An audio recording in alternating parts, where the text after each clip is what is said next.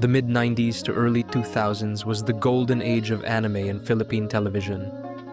In the forefront of this movement was GMA, who not only re-aired some of the series that were from other channels like Dragon Ball Z, Slam Dunk, and Ghost Fighter, but introduced their own batch of titles as well. Malakas sa ratings ang anime slate nila, routinely crushing the traditionally dominant soaps and evening newscasts of the competing channels. Although nagpapalabas na ang ABS-CBN ng mga anime before usually sa umaga at hapon, they figured bilang yung isa pa na higante, they shouldn't be taking this sitting down. Around the time, Gundam ang katapat ng nasa time slot na bakante. Naisip ng DOS, ano kaya ang pwede natin ilaban sa mga robot ng kabila? Surprisingly, they chose the one show that, while a massive sensation across the world, is not exactly what I would choose for mainstream viewing and catering to a young audience. Yes, believe it or not, they went with Neon Genesis Evangelion. Siguro naman napanood nyo na itong anime a long time ago o kaya naman na-curious sa hype at nag-binge sa Netflix recently. But for the purposes of this video, isang mabilis na Cliff's Notes lang about the plot.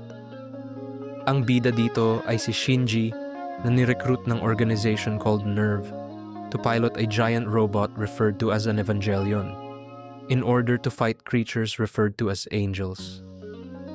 As the series progresses, malalaman natin bakit siya napili at ano ba talaga function ng NERV all while exploring Shinji and various human characters associated with him. That being said, it was indeed a controversial choice, hindi lang dahil sa mga questionable scenes na, for the most part, nautakan naman ng ABS-CBN with their editing.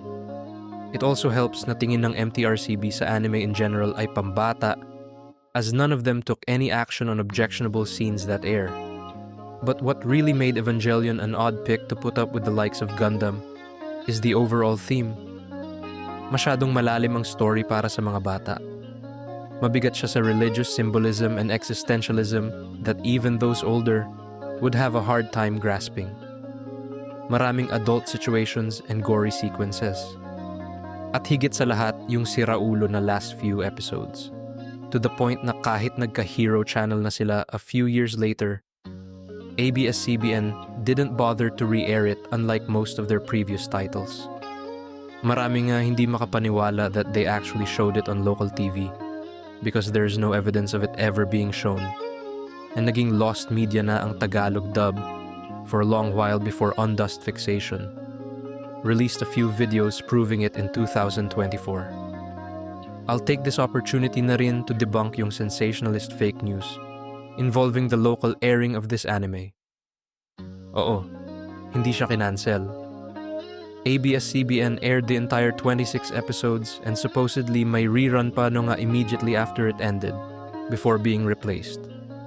And no, hindi rin nila pinalabas ang End of Evangelion, obviously being an OAV, so wag nyo na hanapin yung infamous scene na yon. When you know, you know. These days, karaniwan na lang ang mga tulad ng Evangelion. Sa totoo lang, nauso ang mga mainstream anime na medyo adult ang themes all thanks to Evangelion hanggang sa naging common na. But back in the day, it was way ahead of its time and certainly a ballsy move by ABS-CBN kahit na it's most likely unintentional. If mali ako and they genuinely meant to push the envelope when it comes to anime programming, then kudos to them for that.